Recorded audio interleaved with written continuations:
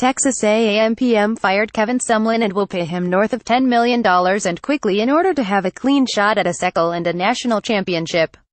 And to its credit, it got its guy and no former Florida State coach Jimbo Fisher. It's an expensive and bold move, not just in the amount of money AM is paying Sumlin not to coach there, but in the amount of money it will pay Fisher. More on that later.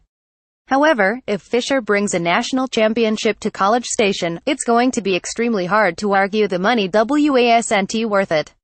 Fisher is one of 4 active college football head coaches to have won it all and one of the few coaches who could transform the Aggies from an underachiever to an actual football giant. With lofty dreams comes extravagant and borderline ridiculous introductions.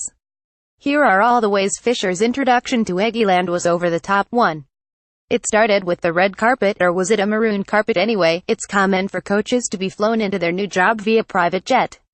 But how many of them literally roll out a red-maroon carpet for their new coach with the marching band playing in the background in the same sport that trumpets the old-timey narrative of higher education and student-athletes? AM greeted Fisher as though he were a foreign diplomat. Point 2.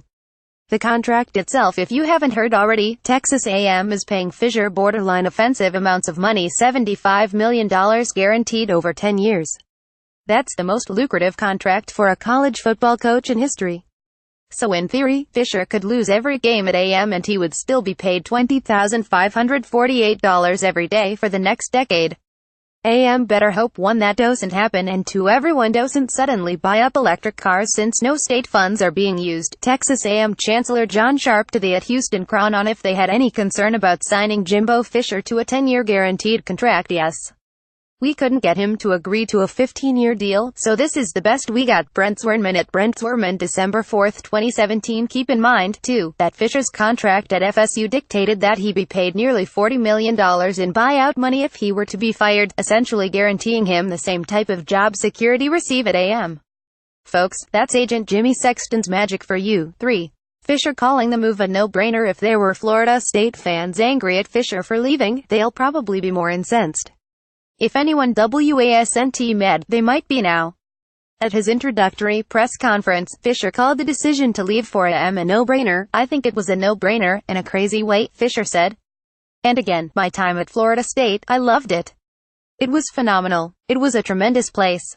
Fisher may have been impressed with the glitz and the glam AM offers along with the vision of the program, but Florida State is still one of the top jobs in college football.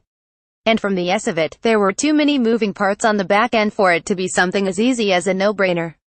That comment probably won't go over too well in Tallahassee. No one likes being dumped, nor does anyone like being told that dumping them was a no-brainer. 4. Shots fired at Florida State. There has been frustration mounting between Fisher and FSU for a while. That can happen when you've been at the same place as a head coach for nearly a decade. Couple in Fisher's annual flirtation with other jobs and a steady decline in the program over the past 3 years, and a clean start for both sides, was the right call. So there's no need for jabs. You can have Vince Lombardi, Tom Landry, Chuck Noll, you can have the greatest coaches in the world, Fisher said. But if your administration doesn't see things the way you see things and allow you to do things that way, nothing can be achieved. Perhaps Fisher meant this in more general terms, but since he has a track record of complaining about FSU's facilities, it's hard not to see it as a shot across the nose at his former employer.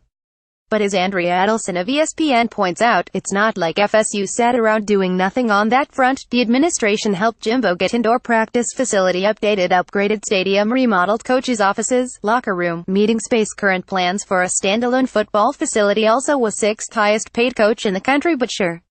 https://t.cogfeed3kjqv